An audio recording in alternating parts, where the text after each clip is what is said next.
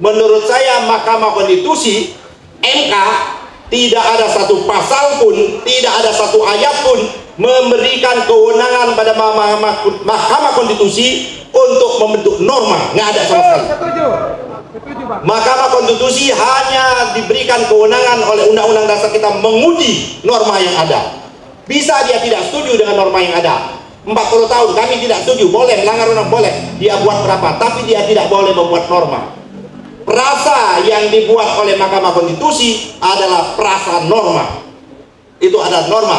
Tidak berumur 40 tahun boleh, asal ya kan telah pernah atau sedang menjabat bupati, wali kota atau anggota DPRD, DPR atau DPD seperti itu.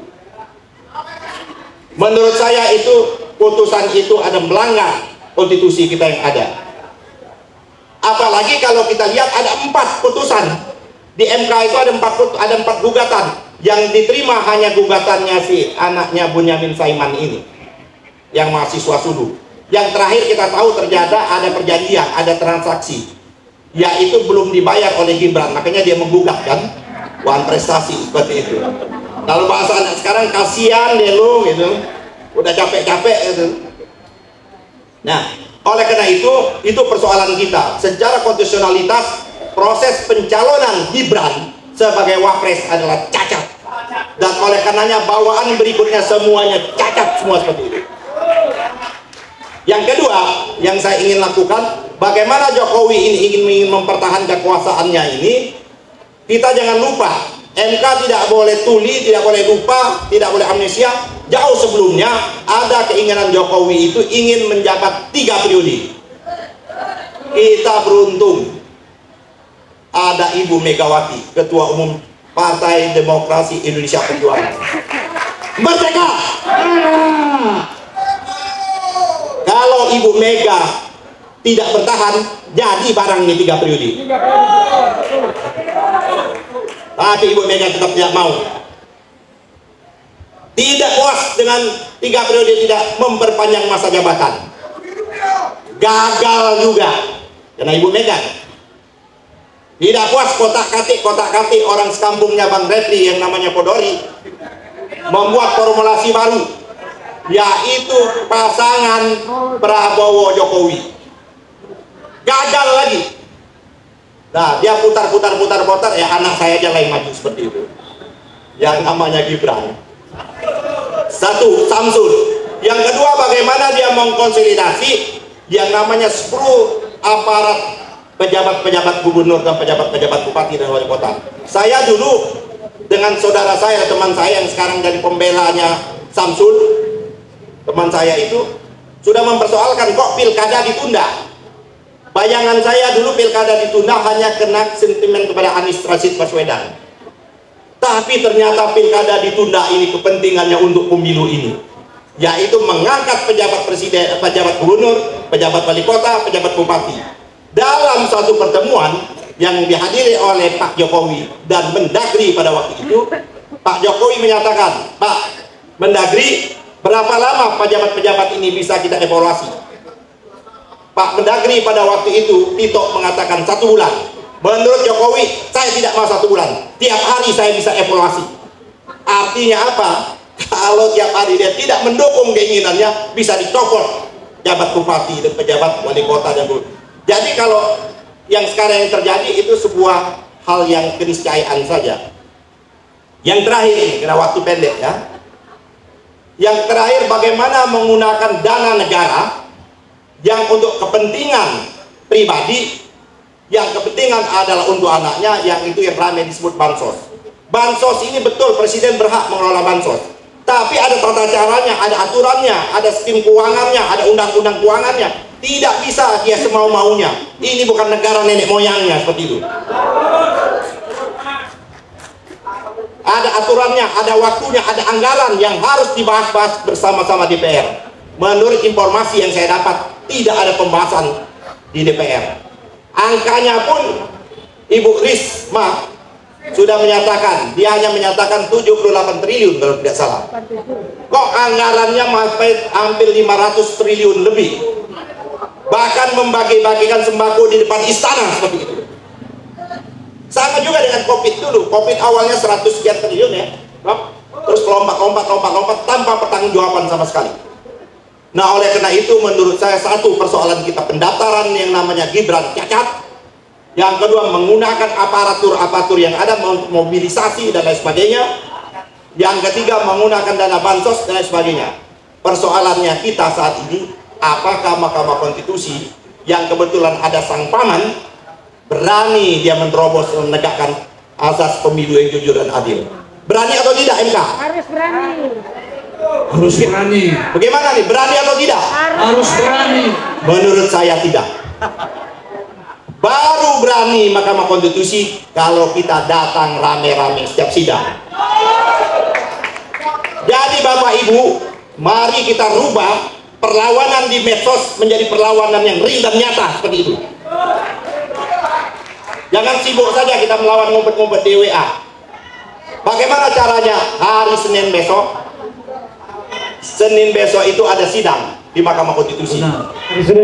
Senin adalah gugatan 01, Selasa gugatan 02. Kalau hari Senin masanya 500, maka hari Selasa naik masanya 750.000. Kalau bisa sampai mereka keputus berjuta-juta. Kalau itu terjadi, maka menurut saya Mahkamah Konstitusi baru berani memutuskan. Kalau tidak, jangan harap. Oleh karena itu Bapak Ibu Saudara, nasib bangsa yang di ujung kehancuran ini, tugas kita sekarang sudah bukan menyelamatkan Anies Rashid Baswedan sebagai capres, bukan menyelamatkan Ganjar, tapi tugas kita yang paling utama menyelamatkan rakyat, menyelamatkan demokrasi, menyelamatkan kedaulatan rakyat kita. Merdeka! Merdeka! Merdeka! Merdeka! Merdeka! Merdeka!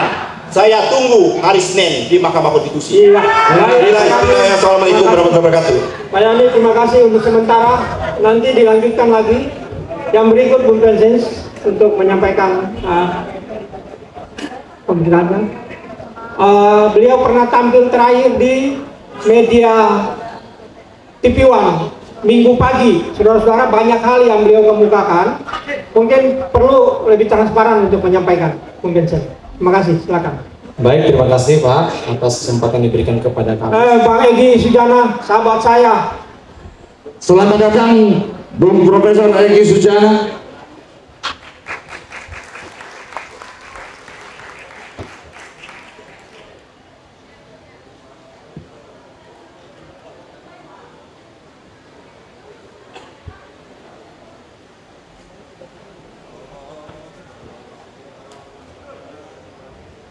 Tepuk tangan dong kepada Profesor Egy Sujana,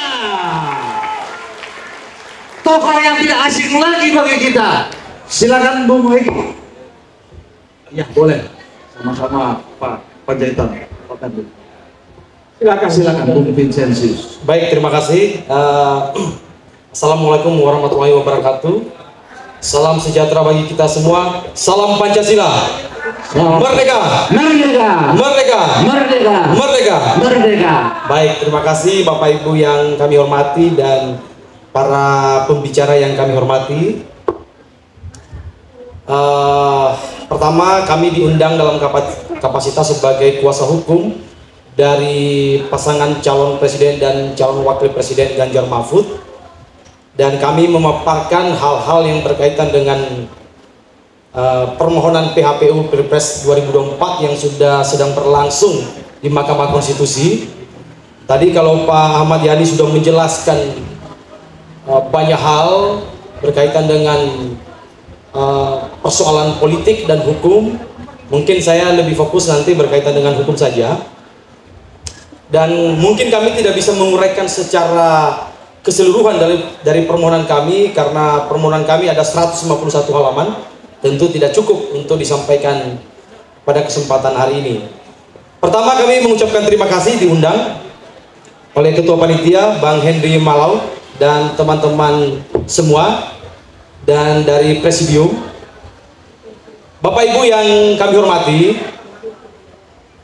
tentu isu yang berkaitan dengan sengketa atau permohonan PHPU Pilpres 2024, pada prinsipnya kita sudah sangat mengetahui, memahami, terutama berkaitan dengan persoalan pemilihan presiden dan wakil presiden yang berlangsung sejak November 2000, mulai pendaftaran November sampai dengan Februari, mohon maaf, Oktober ya, di bulan Oktober. Bapak Ibu yang kami hormati, di dalam permohonan kami ini kami mengutamakan dalil dari permohonan kami, yaitu berkaitan dengan nepotisme yang melahirkan abuse of power terkoordinasi. Tentu ini adalah dalil utama kami dalam permohonan, karena Pilpres di 2024 ini, sebagaimana yang kita ketahui bersama, bahwa salah satu paslon, dalam hal ini paslon 02 Prabowo Gibran, di mana calon wakil presiden di paslon 02 atas nama Gibran merupakan anak kandung dari presiden yang sedang menjabat hari ini. Ini merupakan satu kondisi di mana tidak pernah terjadi sejak Indonesia ini merdeka. Saya pikir Bapak Ibu sangat paham, sejak Indonesia merdeka belum pernah ada presiden yang menjabat, lalu dalam masa jabatan yang masih aktif, kemudian kontestan pemilu, peserta pemilu, dalam hal ini presiden atau wakil presiden, merupakan anak kandung dari presiden aktif. Oleh karena itu kami mendalilkan nepotisme yang melahirkan abuse of power ini yang terkoordinasi merupakan pelanggaran terstruktur, sistematis dan masif yang memiliki makna luas yang belum diatur di dalam Undang-Undang Pemilu kita nomor 7 tahun 2017. Sehingga saya sekaligus meluruskan apa yang disampaikan oleh tim dari kuasa hukum 02, dalam hal ini Otto Hasibuan mengatakan bahwa permohonan dari Ganjar Mahfud merupakan salah kamar. Menurut saya ini adalah pernyataan yang keliru. Karena kenapa kami mengatakan itu adalah pernyataan yang keliru? Karena seperti yang tadi kami sampaikan, bahwa di dalam undang-undang pemilu kita, terutama yang mengatur berkaitan dengan TSM, terstruktur, sistematis dan masif, belum diatur berkaitan dengan nepotisme yang melahirkan abuse of power terkoordinasi.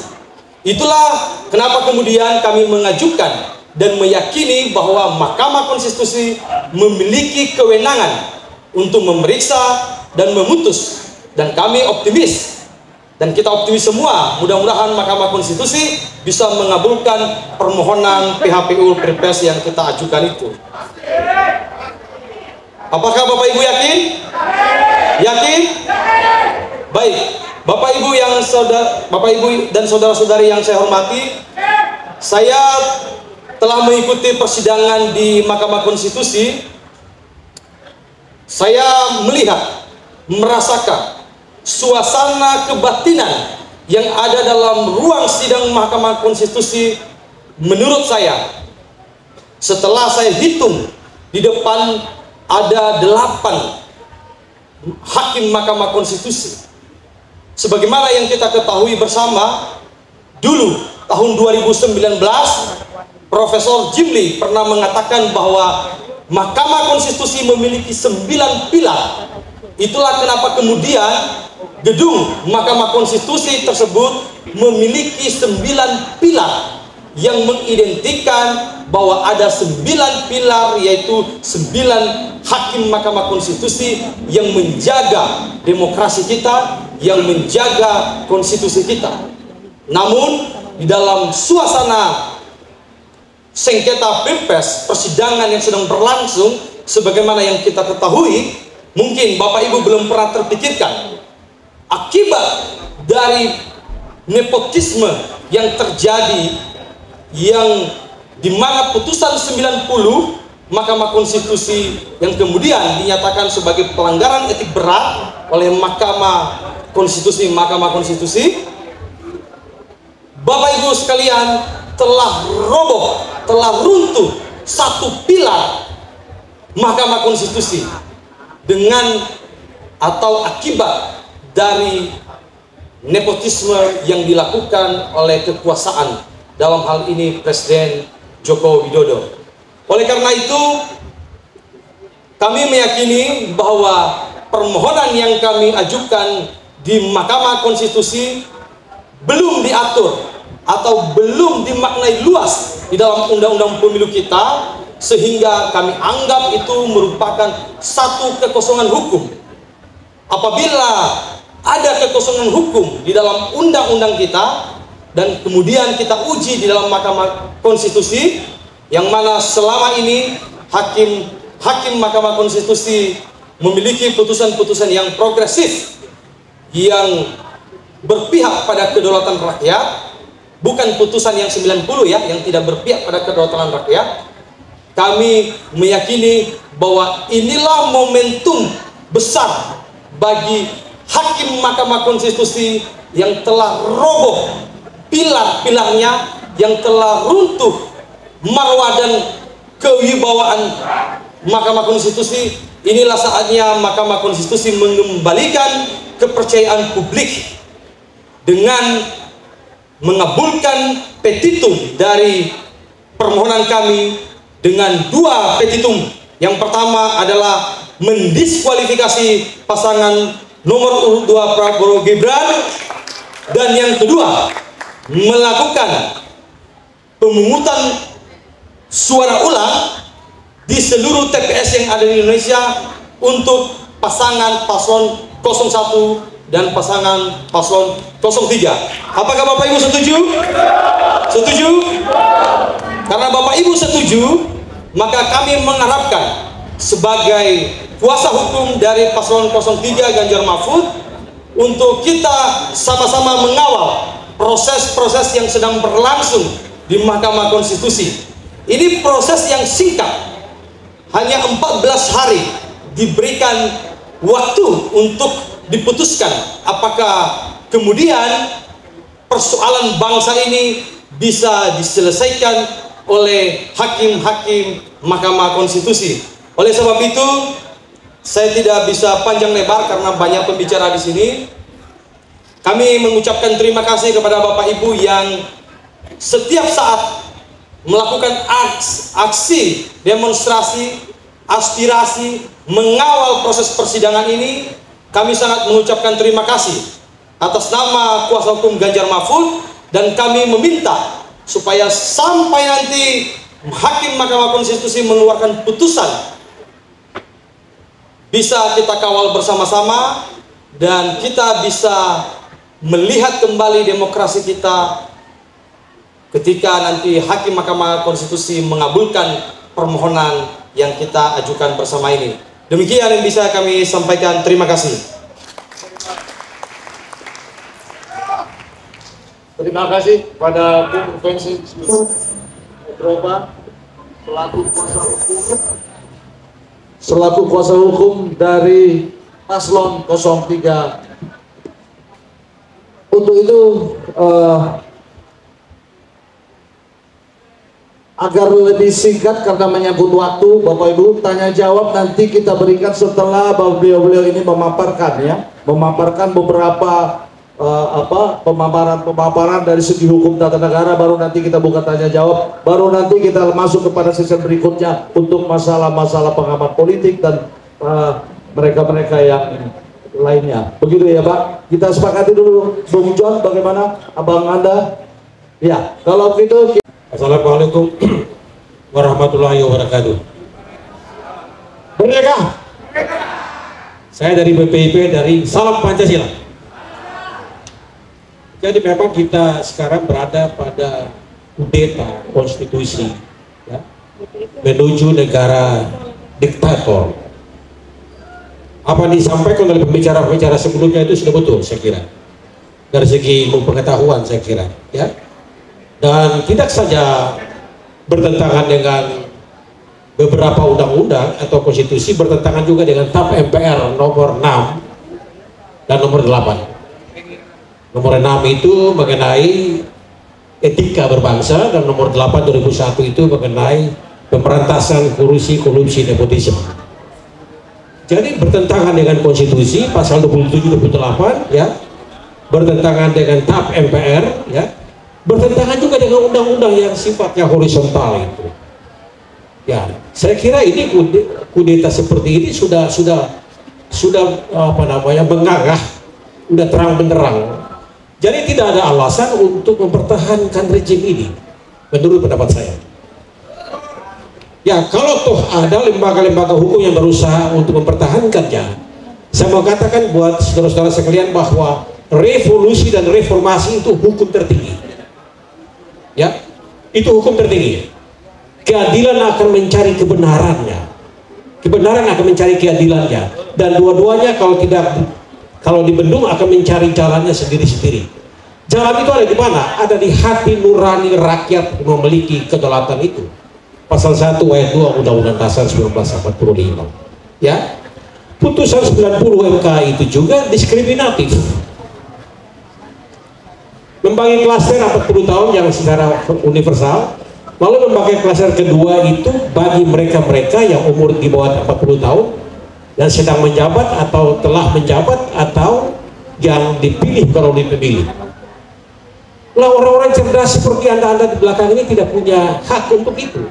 Sangat diskriminatif menurut pendapat saya. Dan saya kira ini by design, ya, by plan dari rejim ini. Tidak ada kata lain kecuali harus dijatuhkan. Ya. Dan itu kalau dijatuhkan wapres naik saja, aman kita, aman. Karena waktu reformasi itu kawan juga tahu di mana. Ya. Reformasi itu Jokowi di mana? Mau lagi ya? Di kawan jembatan. Ya. Nelson Mandela itu melewati itu dan didaulat oleh rakyat untuk menjadi presiden itu. Luar biasa. Harusnya seperti itu karakter pimpinan kita. Dan kalau tidak dijatuhkan, saya kira rusak ini demokrasi. Satu. Kedua, demokrasi kita sudah dikapitalisasi, sudah sangat liberal. Sekian ratus triliun untuk bansos itu. Menjatuhkan martabat bangsa ini di depan istana lagi dimainkan. Setiap caleg itu kalau tidak 10 miliar seperti saya di Maluku itu, kalau tidak 20 miliar karena itu provinsi kepulauan, tidak bakalan. Hari kedua suara saya dari 4.000 turun ke 1.000. Saya cabut ke Jakarta. Saya muak melihat kondisi seperti itu, Boyani, Boyani. Maaf ya. Dan itu terjadi ternyata di seluruh provinsi. Di wilayah saya, dapil saya itu, setiap kadis, kepala dinas, provinsi maupun kabupaten kota, masing-masing harus 1.000 suara untuk calon tertentu. Calon tertentu itu bagian dari rejim ini, ya. Dan ada upaya untuk mempercepat lagi setelah itu, setelah pemilu. Ada upaya untuk mempercepat pilkada, kan begitu. Jadi kawan ini agak susah. Kawan ini maksud saya Jokowi. Kopah banyak ya, kepala batu ya. Ya sudah dicerca sebegitu rupa, tapi dia masih saja. Ya, saya kira sudah kepalanya ada, tapi rohnya tidak ada. Spirit of nation itu tidak ada sebagai bangsa yang bermartabat. Ya, demokrasi itu bukan demokrasi yang arif dan bijaksana lagi. Ya, kasih duit jadi monyet dari hutan itu, pakai baju yang rapi, pikul uang 1 karung, dia terpilih Pak. Pemilu sekarang tidak menanyakan, lu sekolah di mana, sarjananya apa, guru besar bidang apa, enggak. Wani piro semua itu. Berani berapa? Ya tidak bisa, orang-orang seperti saya ini tidak bisa bersaing seperti itu. Kita mau bersaing dalam tatanan kehidupan ketatanegaraan yang normal, ya. Dan asas pemilu yang luber-jurdil itu dilanggar semua. Awalnya dari putusan 90 MK itu. Jadi dia main di hulu dulu, di pusat kekuasaan, dan pusat kekuasaan yang tidak lagi memiliki roh untuk menjadi pusat keteladanan, ikut saja maunya dia. Kalau saja Anwar Usman itu bukan iparnya, tidak mungkin terjadi seperti ini. Tidak jadi seperti ini. Ya toh? Ya. Jadi saya kira ya dia sudah lewat ya. Tunggu Jokowi lagi lewat lagi, dan saya kira kita sepakat lagi Pak Amin aja naik jadi presiden. Tapi dengan catatan itu ada catatan-catatan kritis dari kita semua. Ini yang harus dilakukan, ini yang harus dilakukan, dan kita kawal beliau sampai selesai. Saya kira banyak pembicara dan semua perspektif dari pembicara pertama, kedua, ketiga itu sudah betul. Saya hanya melengkapi. Terima kasih. Wassalamualaikum warahmatullahi wabarakatuh. Iya, Pak Jon. Baik, Pak Jon, terima kasih untuk penyampaian masalah-masalah yang sementara dihadapi oleh kami semua, khususnya tim 1 dan tim 3. Nah, demikian untuk sementara kita alihkan lagi ke sekarang Pak Dr. Rapli Harun. Beliau ini saya ingin nobatkan beliau sebagai tokoh yang memimpin pergerakan tiap waktu turun di jalanan. Dan foto terakhir dengan saya di depan KPU itu saya simpan sampai kapanpun saya bawa sebagai kenang-kenangan dengan beliau. Silakan Pak Rapli Harun. Terima kasih. Pemimpin kita itu Bang Egy, ya kan, dan yang lainnya. Izin Bang ya, kawan-kawan semua. Assalamualaikum warahmatullahi wabarakatuh. Merdeka! Merdeka! Jadi mudah-mudahan di depan MK nanti atau patung kuda jangan kurang dari ini jumlahnya. Masa lebih banyak buka puasa bersama dibandingkan demo? Gimana kita mau menang, ya kan? Jadi kalau sekarang berapa ini? Ya ada ratusan. Nah, mudah-mudahan nanti di patung kuda hari Senin itu ya lebih dari 1.000, 2.000, 3.000. Kalau tidak lebih dari itu nggak akan goyang Mahkamah Konstitusi. Jadi kawan-kawan semua, ada hal yang saya ingin bagikan, hal yang membahagiakan. Mudah-mudahan begitu ya. Walaupun saya tidak percaya dengan Mahkamah Konstitusi. Percaya nggak dengan Mahkamah Konstitusi? Sama, tidak percaya juga saya. Tetapi coba kita sisakan untuk berpikir secara ilmiah, dan nanti kita bantah lawyer-lawyer 02 yang barangkali ilmunya kurang. Ya. Jadi kawan-kawan semua, saya punya feeling yang baik ya. Insya Allah permohonan kita dikabulkan. Amin dong. Kenapa begitu? Gini, ini lawyer 02 bilang permohonan 01 dan 03 ini cuma wacana aja, cuma omong-omong ya, dan salah kamar katanya. Saya sudah jawab berkali-kali, bahkan ketika crossfire dengan lawyer-lawyer mereka yang mengatakan salah kamar itu pasti bacaannya baru bab 1 ya, baru bab 1. Kenapa begitu?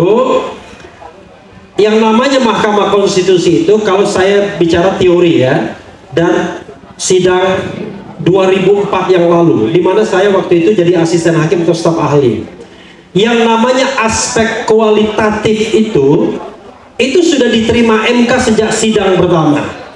Jadi kalau ada lawyer yang mengatakan bahwa urusan MK itu hanya angka-angka, pasti itu lawyernya nggak belajar banyak ya.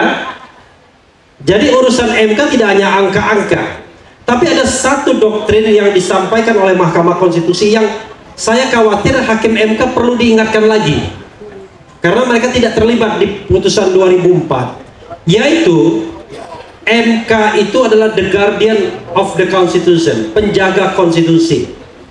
Apa yang dijaga oleh MK? Yaitu pemilu yang jujur dan adil, atau tegaknya azas-azas pemilu yang luber dan jurdil. Jadi kalau ada sebuah perhelatan pemilu yang melanggar konstitusi, sekali lagi melanggar konstitusi, itu tidak tertutup kemungkinan MK untuk menyidangkan dan mengabulkan permohonan. Amin.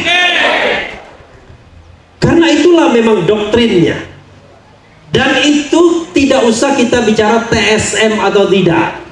Debat tentang TSM itu debat yang menurut saya kurang lengkap. Babonnya adalah apakah MK bisa menemukan ada pelanggaran serius terhadap konstitusi kita, terutama prinsip jujur dan adil. Makanya tim 01 dan juga 03 kok nggak ada yang ribut ketika saya nyebut 02, padahal saya pancing gitu ya. Ya, jadi tim 01 dan 03 itu mempermasalahkan pelanggaran serius terhadap konstitusi. Apa pelanggaran serius terhadap konstitusi tersebut?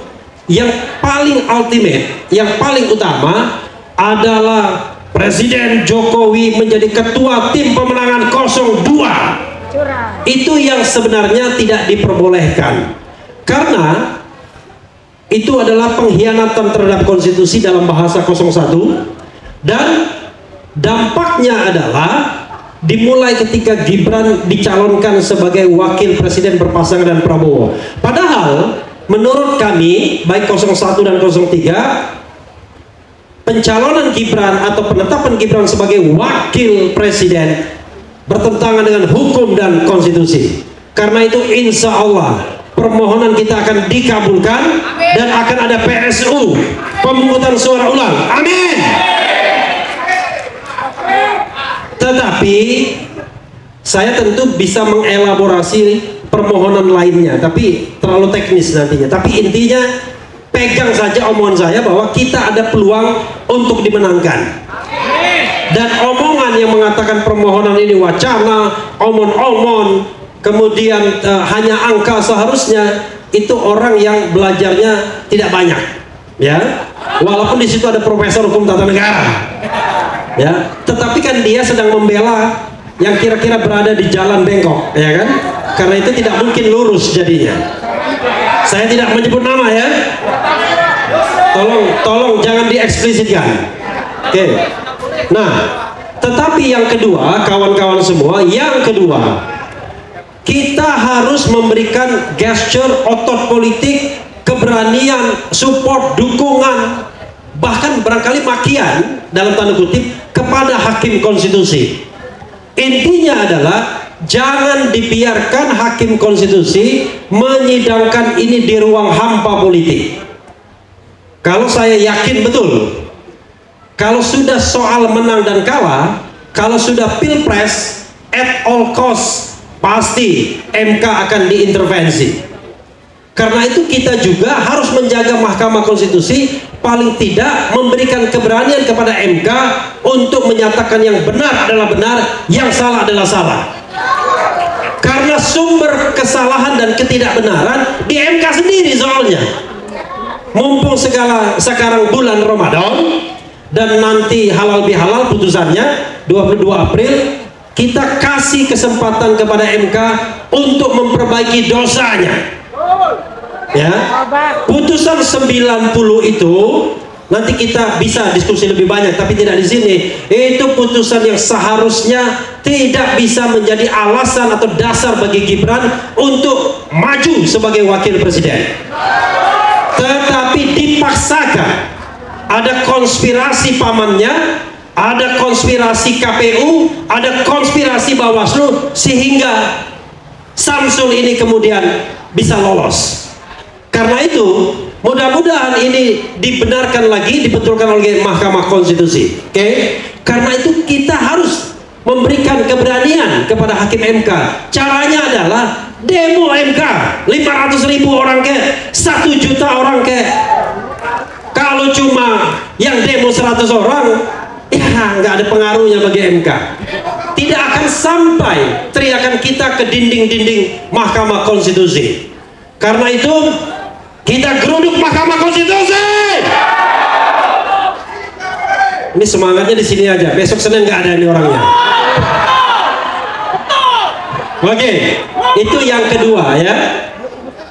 Yang ketiga, nanti insya Allah kalau permohonan ini dikabulkan, 02 didiskualifikasi sesuai dengan permintaan kita, nanti 01 dan 03 akan berhadapan. Ya, mau ribut lagi nggak di antara kita? Mau kita main money politik? Mau kita main pengerahan aparat? Mau kita mobilisasi kepala desa? Kalau kita melakukan hal yang sama, kita tidak bedanya dengan orang-orang yang hari ini kita kritik.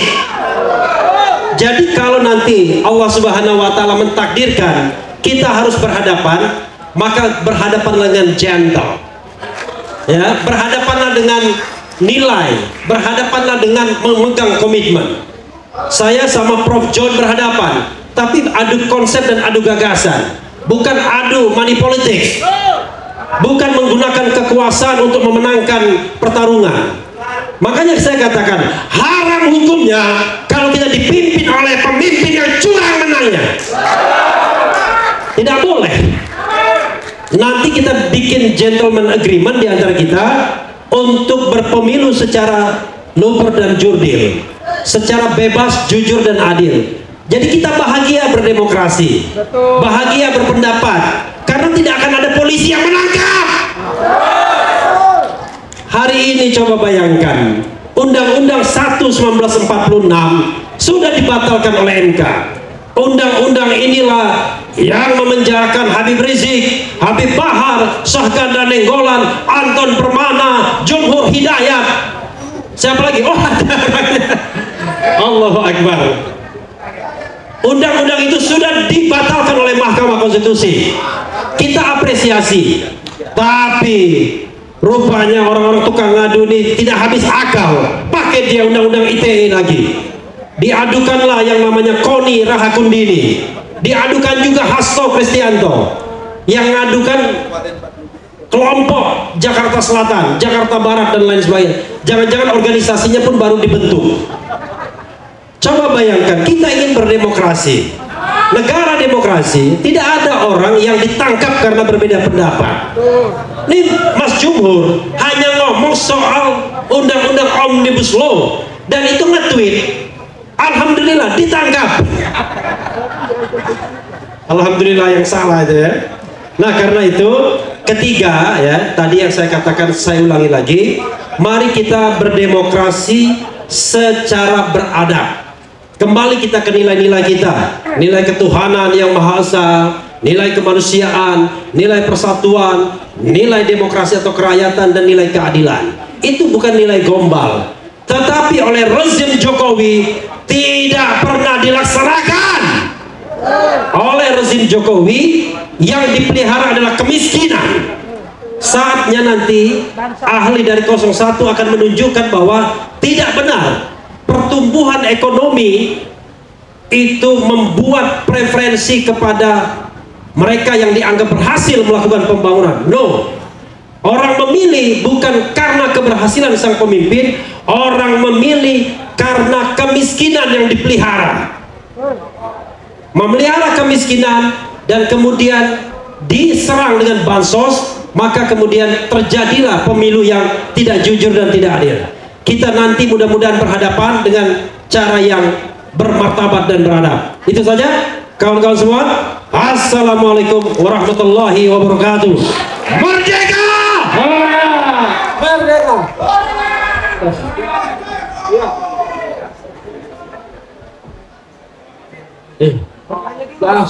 Terima kasih kepada Bung Refli Harun dan kawan-kawan sekalian, saudara-saudara seperjuangan. Di sebelah kiri saya baru saja tiba, yang mungkin karena berhalangannya Pak Hamdan Zulfa, ya toh. Kemudian beliau adalah menggantikan posisi Pak Hamdan Zulfa dan sekaligus sebagai panelis kita dan narasumber kita di sini, yaitu siapa tadi? Siapa yang kenal beliau sebelah kiri saya? Coba.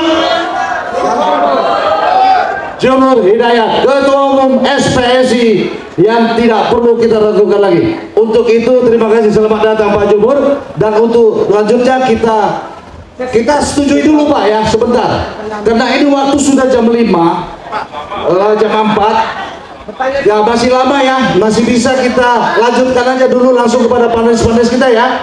Baru nanti sekaligus bertanya jawab kepada mereka masing-masing. Ya, setuju semuanya begitu? Setia, terima kasih. Lanjut, Bapak Ibu dan saudara sekalian, kita lanjutkan ke pembicara berikut. Di samping saya Pak Panjaitan, pengamat politik. Rekan saya Pak Egy Sujana, sering kita bertemu tapi di tempat-tempat tertentu. Yang berikut ahli ekonomi Pak Antoni Budiman. Di antara bertiga ini, yang mana Pak Egy kita dahulukan? Profesor Pak Antoni Budiawan dulu. Pak Antoni Budiawan. Silakan Pak Antoni Budiawan. Pemahaman dari sisi politik ekonomi kita. Selamat siang, salam akal sehat. Salam akal sehat. Negara kita adalah kedaulatan rakyat, tetapi rakyatnya tidak membela kedaulatannya sendiri. Joko Widodo berkali-kali melanggar hukum, melanggar konstitusi, tetapi dibiarkan.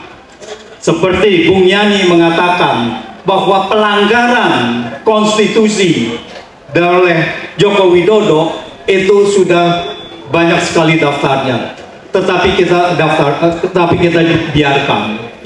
Saya ingin fokus kepada Pilpres.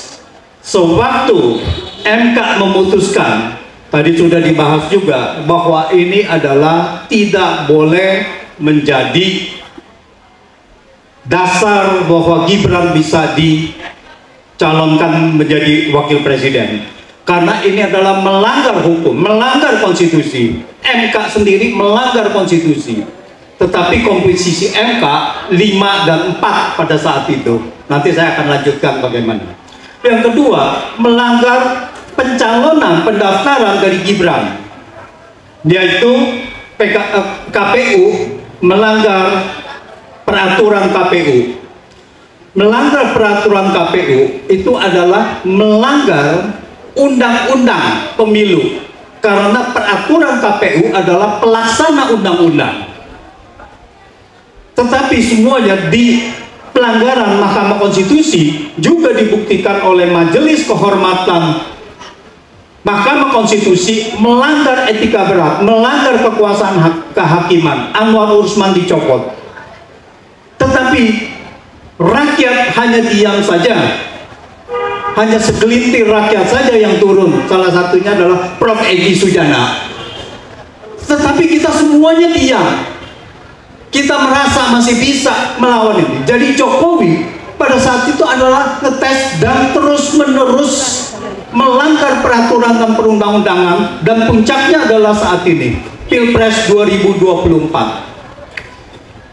Ketika semuanya sudah dilanggar dan Gibran sudah mendapatkan tiket untuk menjadi calon wakil presiden, lalu kemudian tahap kedua implementasi dari kecurangan. Apa implementasi dari kecurangan? Yaitu adalah alat sirekap. Dan yang kedua adalah bansos. Bansos itu melanggar konstitusi. Bansos melanggar undang-undang keuangan negara.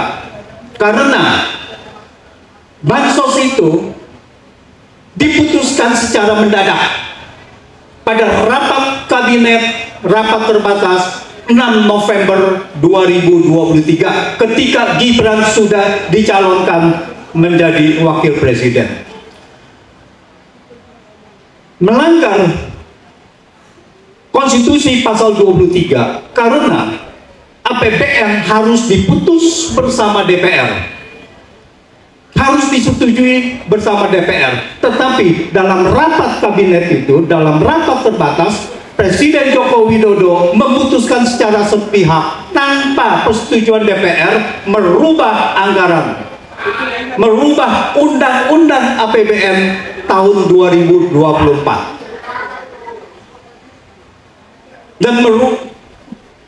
dan perubahan itu juga melanggar undang-undang sejumlah pasal undang-undang keuangan negara. Banyak sekali, pasal 3, pasal 11, dan seterusnya.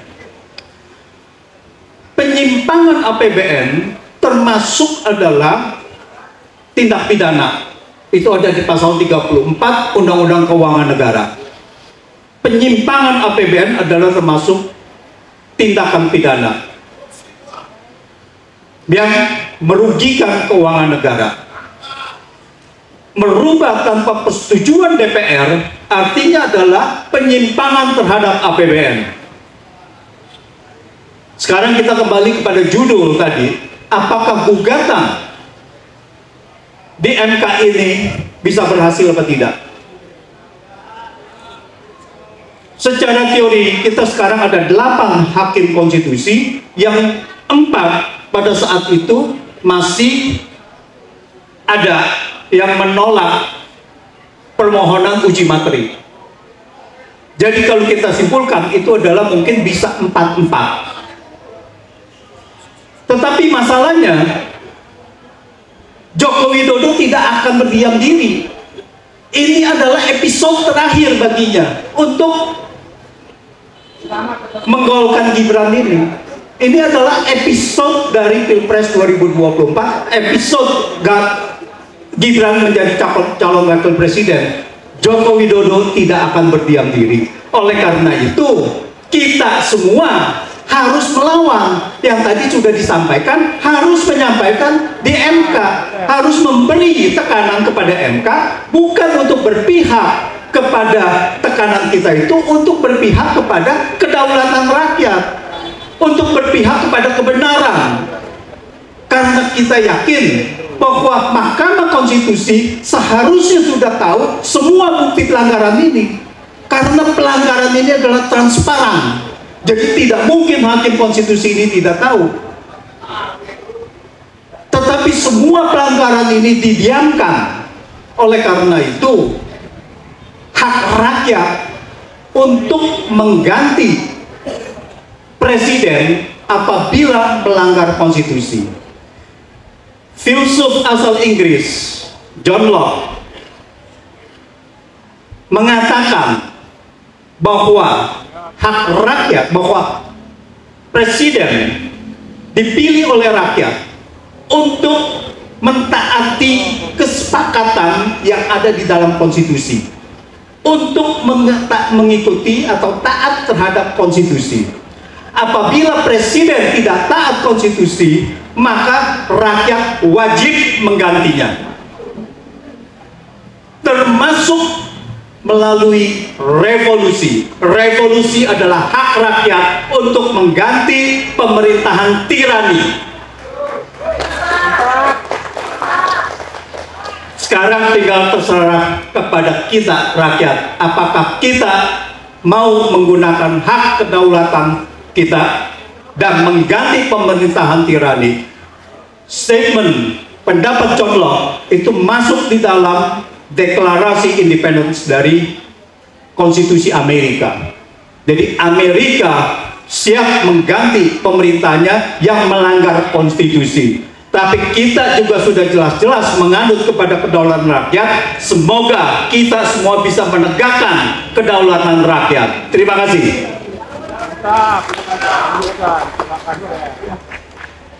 Terima kasih Pak Profesor Budi. Selanjutnya kami persilakan Pak Egy Sujana memberikan semangat dan motivasi perjuangan buat kita semua. Silakan beliau. Bagus banget.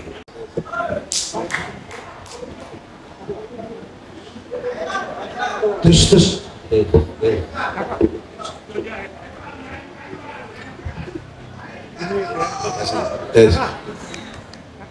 Bismillahirrahmanirrahim.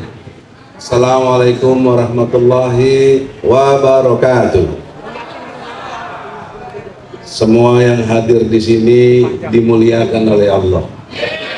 Karena sebagai pejuang, mujahid-mujahid, termasuk rekan-rekan saya, Profesor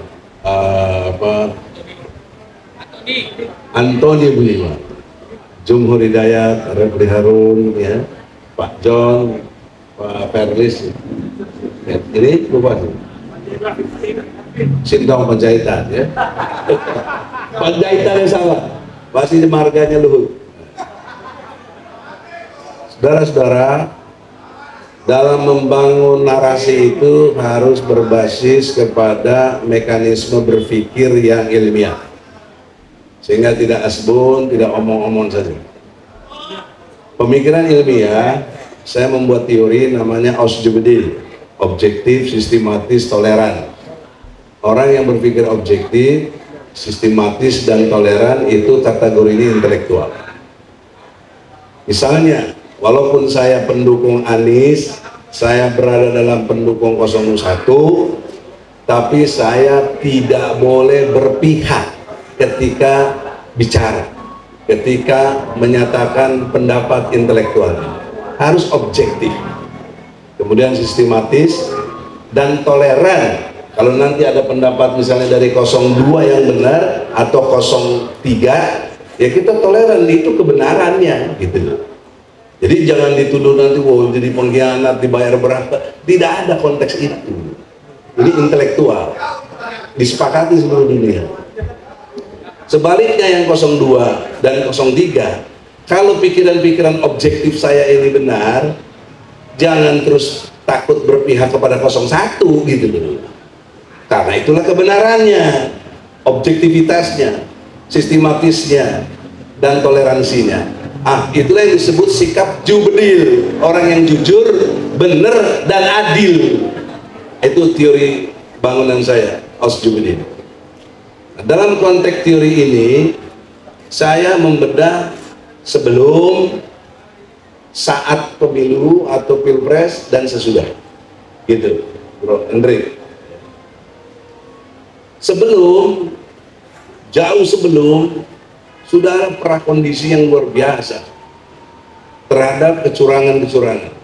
Bahkan saya lebih tepat mengatakan kriminal pilpres, kriminal pemilu. Bukan kecurangan, kecurangan administratif, tapi ini kriminal. Kejahatan pemilu, kejahatan demokrasi. Apa kejahatannya? Secara ilmu hukum, kita ukur sajalah yang sudah ada dan terukur berupa fakta dan by data. Baru logika kita yang objektif, sistematis, toleran tadi kita pakai. Berdasarkan logikanya yang didasari fakta dan data. Apa itu? Putusan nomor 90. Itu jauh sebelum pemilu, masih tahun 2023. Apa putusannya? Membolehkan Gibran jadi cawapres, padahal bertentangan dengan persyaratan yang ada dalam Undang-Undang Nomor 7 tahun 2017 pasal 169 tentang umur yang belum 40 tahun, karena Gibran umurnya baru 36. Nah, ini jelas bertentangan. Apalagi PKPU-nya, peraturan KPU-nya belum berubah, masih mensyaratkan yang 40 tahun. Tetapi ada penyelundupan hukum di situ, itu nggak dilihat lagi, tapi dijadikan kebijakan oleh KPU mereduksi itu semua, yang membuat apa yang dimaksud dengan membenarkan putusan 90 tadi. Ini penyelundupan hukum namanya, secara ilmu. Oleh karena itu, dalam perspektif saya pandangannya legisme. Legisme itu berdasar legalitas, berdasar aturan peraturan perundang-undangan. Itu yang kita disebut negara hukum. Kalau yang disampaikan tadi semua sebelum saya ini tidak bermaksud nyebut siapapun, tapi ada ukuran-ukuran objektivitasnya. Itu semua persepsi dan pidato, nggak ada legalismenya. Dari mana legalismenya? Untuk menyatakan pengkhianatan konstitusi, itu narasi benar, itu pidato, itu persepsi benar, nggak membantah. Ya. Karena kalau bicara legalismenya, itu harusnya mengkritisi sejak putusan 90. Dan saya sudah lakukan itu, saya datangin MK, saya ajak debat tuh 9 hakim. Nggak ada yang berani keluar, yang terima cuma sekretariatnya. Tapi kalau Anda ikuti medsos saya, Egy Sujana Channel, subscribe dong biar tahu.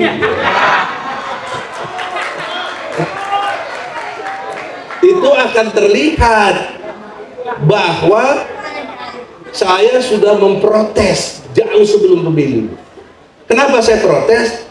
MK telah melanggar Undang-Undang Pokok Kehakiman nomor 28 tahun 2009 pasal 17 ayat 3, 4, 5, 6, 7. Itu jelas dilanggar. Jadi legisme nggak bisa dengan pidato dan narasi-narasi tanpa dasar hukum yang kuat. Apa yang dilanggar oleh MK, oleh si Paman Usman? Yaitu pasal 17 ayat 3. Apabila hakim dan panitera ada hubungan darah, ada hubungan keluarga semendat dengan kasus yang ditanganinya, harus mengundurkan diri. Boleh dicek, ada di Google. Ini legisme, ini yang nggak pernah dibahas oleh tim 01 atau 03. Ayat 45-nya mengatakan, bahkan sampai ayat 6-nya, jika hakim tetap berisi keras menyidangkan kasus itu, yang melakukan penyelewengan hukum sekaligus penyelundupan hukum dan membuat norma baru, padahal MK tidak boleh buat norma, tidak boleh membuat hukum. Yang boleh buat hukum di negeri kita cuma presiden dan DPR. Pasal 5 ayat 1 junto pasal 20 dan 21 UUD 45. Ya, itu legisme. Jadi MK telah membuat norma. Apa norma yang dibuat? Mereduksi, menambah tentang umur 40 tahun sepanjang telah bisa mengikuti pilkada kepala daerah. Itulah supaya Gibran bisa masuk. Nah, ini yang harusnya dipersoalkan sejak awal. Inilah kalau mau disebut pengkhianatan konstitusi, ya ini. Tapi nggak ada yang persoalkan ini. Nggak ada. Padahal tim-tim itu semua udah ada jauh-jauh sebelum ini. Nah, kalau ini dipersoalkan, maka tidak mungkin juga MK Jimli itu memutuskan seenak jidatnya aja. Ya, kenapa? Saya berani katakan, saya bisa berdebat intelektual ya, adu gagasan. Memutuskan Usman melanggar etika berat dan dipecat. Tetapi putusan 90 dia boleh jalan terus. Ini logika apa ini? Objektivitasnya di mana gitu? Betul. Bagaimana sistematika berpikirnya?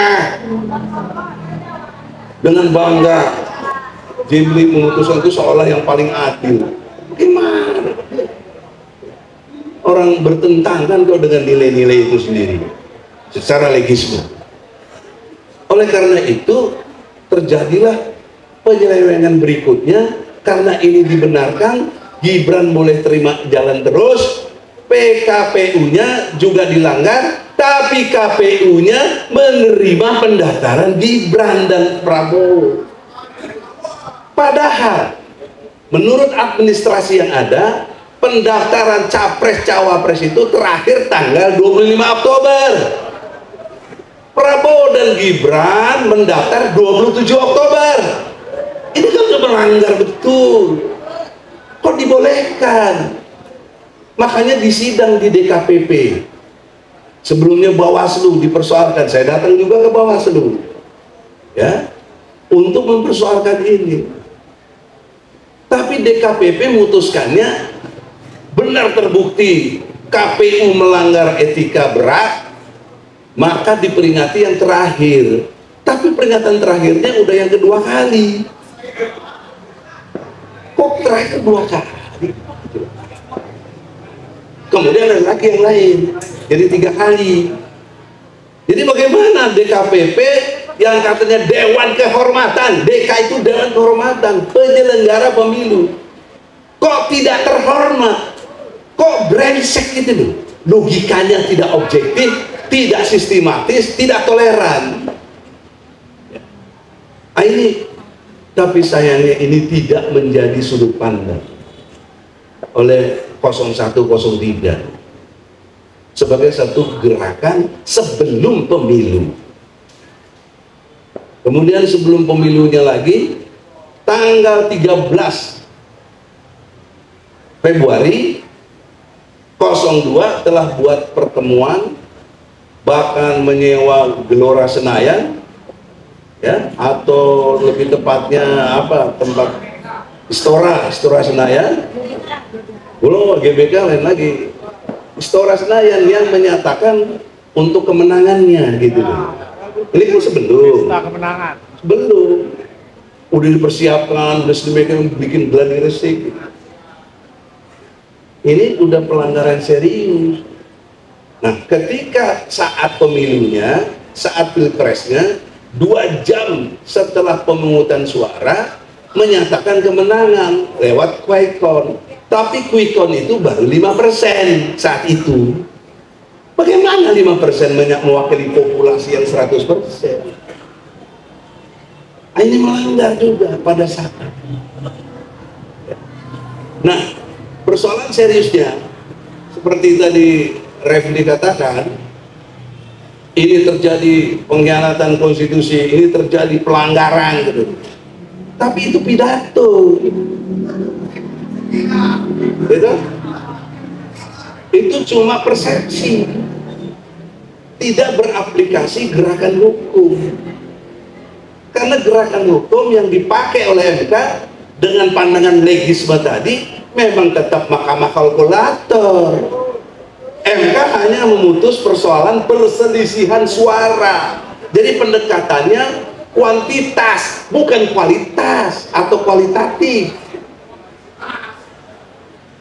Kalau kualitatif itu kecurangan-kecurangan tadi yang dipidatokan, benar, nggak ada salah. Tapi itu kualitatif, kita kan ngerti ilmu penelitian. Ini MK mempersoalkannya kuantitas, perselisihan suara. Cuma itu ada di Undang-Undang MK kalau nggak salah pasal 74. Jadi jelas legismenya. Nah, sampai di sini jelas? Sampai di sini jelas? Jadi kita, menurut saya, kalau kita berharap MK putuskan yang menang, itu kurang ilmu juga gitu. Kurang ilmu dong, orang ilmunya nggak begitu, ilmunya dengan legisme. Ya. Nah, oleh karena itu, ini bagian dari transformatifnya dan progresifnya. Sekarang konsolidasi rakyatnya apa? Nah, sekarang konsolidasinya ada 2. Satu, sebelum pengumuman MK, ini pikiran saya, fokus kita bergerak secara kekuatan politik, bagaimana lengserkan Jokowi. Itu persis 98 yang berkait dengan Soeharto lengser, bahkan mengundurkan diri sambil menunggu tanggal 22 April MK memutuskan sidangnya. Nah, kedua, dikombinasi gerakan ini dengan perjuangan teman-teman yang di MK. Ya, teman-teman 01 sudah sangat capek lah istilahnya kan, bikin data dan lain sebagainya, harus kita dukung. Tetapi kalau cuma data saja, itu pidato, dan itu cuma persepsi. Itu bukan alat bukti, itu bukan alat bukti gitu loh.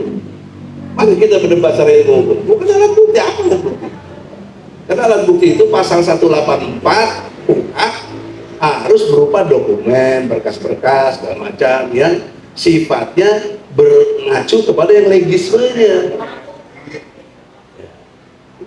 Harus ke legismenya. Nah, legismenya kan MK untuk kalkulator, hitung angka.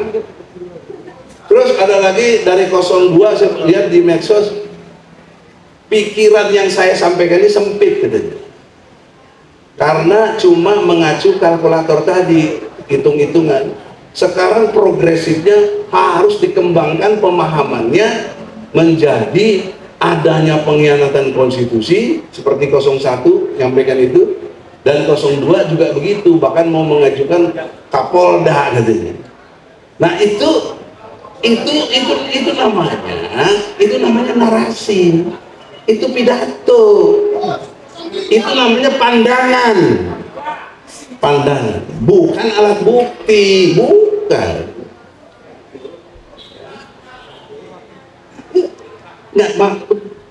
Tidak begitu.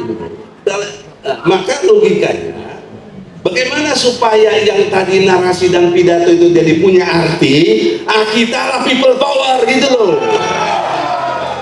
Kita tekan MK supaya betul menyatakan itu betul-betul pengkhianatan konstitusi dan pelanggaran-pelanggaran hukum.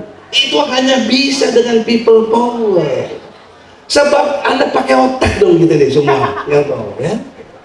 Tidak bermaksud sebentar lagi Bos, 2 menit. Tidak bermaksud mendikte. Mereka ini merancang kecurangan kan sudah lama. Bahkan kalau saya lihat dengan lahirnya Undang-Undang Nomor 7 tahun 2017, di situ sudah dimulai itu menata sedemikian rupa. Ya. Kemudian faktanya, datanya untuk mengkondisikan kecurangan yang sempurna, di-styling-lah ASN, di-styling-lah aparat penegak hukum, di-styling-lah TNI Polri-nya, supaya mendukung apa yang dimaksud oleh Jokowi untuk dukung anaknya. Tadinya dia maunya 3 periode, ditolak, Bu Mega nggak setuju. Maka dia setir bagaimana bisa tetap berhasil dia berkuasa, politik dinastinya, dia pengaruhi semua aparat yang di bawah dia, dan bansosnya, dan intimidasinya, sehingga berhasil mendapatkan suara 96 juta. Anies cuma 40 juta, Ganjar cuma 27 juta. Kalau bicara ke MK, kalah Bos. Anies dengan Ganjar digabung kalah juga, karena belum nggak bisa nyaingi 96%. Mau ngomong apa gitu? Ini legisme. Anda mau teriak-teriak pidato nggak benar curang, iya itu pidato, itu persepsi, tapi tidak legisme, tidak berdasar hukum. Ini kalau mau ngerti ilmu tuh begitu, jangan objektif. Saya tidak berpihak pada siapapun, saya pada ilmu, kejujuran. Maka terakhir, saudara-saudara, saya bilang ada 2 kemungkinan tadi. 1, lengserkan Jokowi sebelum 22 April, maksimal geruduk istana kalau perlu dan lain sebagainya,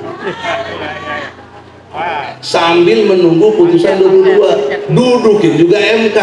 Betul kalau ini kata Refli, 1-2 juta orang, ya minimal 500.000 orang. Betul-betul selama sidang dari tanggal 1 besok ini sampai selesai harus betul-betul terkonsolidasi di situ. Cuma masalahnya MK sudah disteril, ya sudah pakai kawat berduri, bahkan beton sekarang. Kenapa itu terjadi? Ini melanggar konstitusi, melanggar legismenya. Apa? Undang-Undang Nomor 9 tahun 98 tentang unjuk rasa, ya, pasal 13. Siapa yang didemo dan yang mendemo harus bisa bertemu. Siapa yang fasilitasi? Polisi. Makanya kalau kita mau demo, minta, bukan izin ya, minta pemberitahuan ke polisi 3 hari supaya mengkondisikan yang didemo siapa nih? Jokowi. Terus siapa pendemo? Kita. Kita sama Jokowi mesti ketemu. Itu tugas polisi, bukan bikin rintangan, bukan bikin beton-beton itu. Itu hukum. Tapi ini juga nggak jalan. Nggak jalan. Saya lihat Jumber dengan hormat, berani toh, saya suka dengan gerakannya. Tapi ketika ada yang ditangkap meleo, Udahlah kita nego aja. Saya mau bubar kalau situ dikeluarin. Apa begitu? Lihat yang Namen, lihat di Hong Kong, nggak ada gerakan begitu. Gebrak terus. Korban konsekuensi, namanya korban dalam demo. Jangan negosiasi.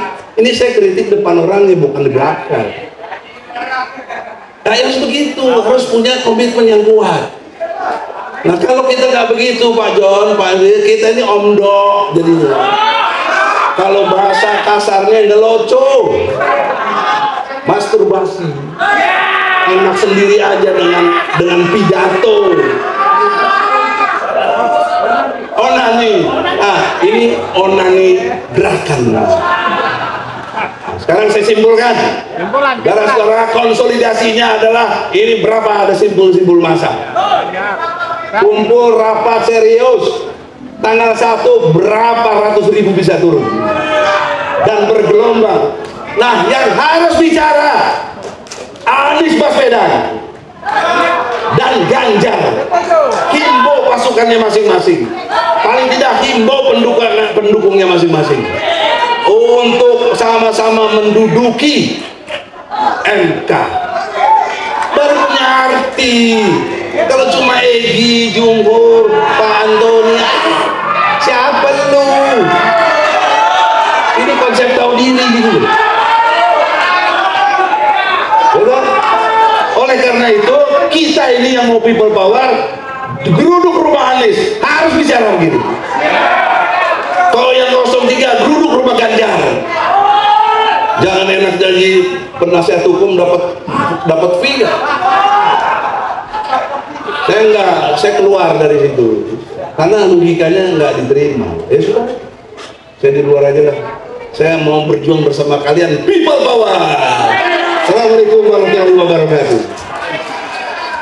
Iya, kita nobatkan Pak Egy yang pimpin kita. Setuju. Setuju. Langsung setuju.